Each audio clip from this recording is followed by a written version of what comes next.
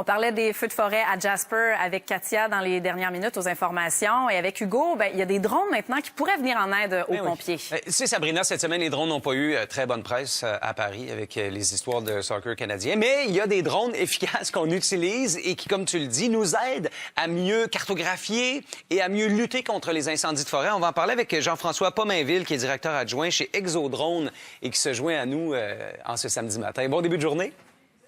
Bon début de journée à vous, M. On va redorer un peu les ailes des drones, si vous le voulez bien, ensemble. En fait, l'aspect technologique est fascinant.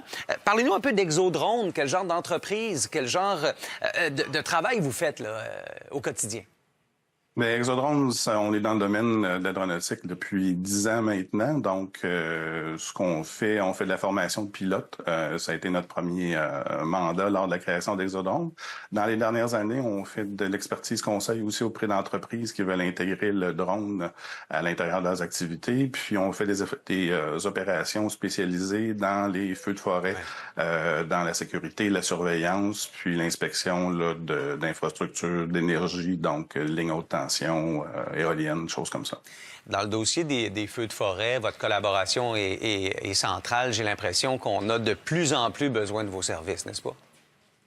Effectivement, dans les opérations de lutte aux incendies de forêt, le drone, depuis peut-être 5 ans, est de plus en plus présent à travers des équipes à travers le Québec et le Canada, puis un petit peu partout dans le monde aussi. Concrètement, pour le petit gars en moi et tous ceux qui nous écoutent, comment fonctionne l'appareil? On a une lunette en réalité augmentée? Est-ce qu'on fonctionne avec un moniteur? On vole sur de bonnes distances? Comment on opère exactement? On fonctionne avec plusieurs écrans. On est souvent accompagné de pompiers directement sur les opérations.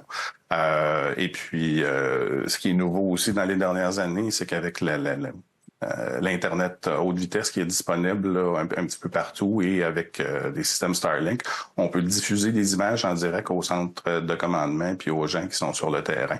Donc, le drone que vous voyez juste en arrière de moi, c'est un des types de drones qu'on utilise pour aller voir surtout avec la caméra thermique des points chauds. Donc, trouver exactement où sont les endroits à combattre, puis les cartographier pour pouvoir amener l'information sur le terrain le plus rapidement possible aux pompiers. Donc, on est en temps réel, c'est ce que vous dites maintenant. On est capable d'aller vraiment offrir un point de vue aux intervenants pour leur permettre de mieux planifier l'intervention.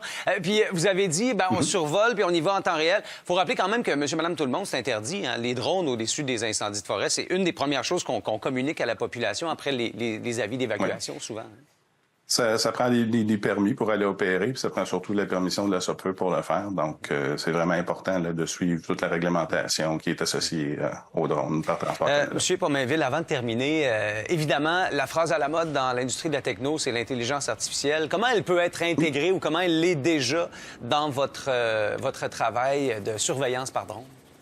Elle l'est déjà, puis elle le sera de plus en plus. Donc, dans les logiciels qui sont utilisés, dans le fond, pour cartographier puis pour identifier les ondes de chaleur et tout ça, l'intelligence artificielle arrive avec le machine learning, dans le fond, pour nous aider à toujours identifier le plus rapidement possible, le plus précisément possible, où il y a des zones d'intervention à effectuer.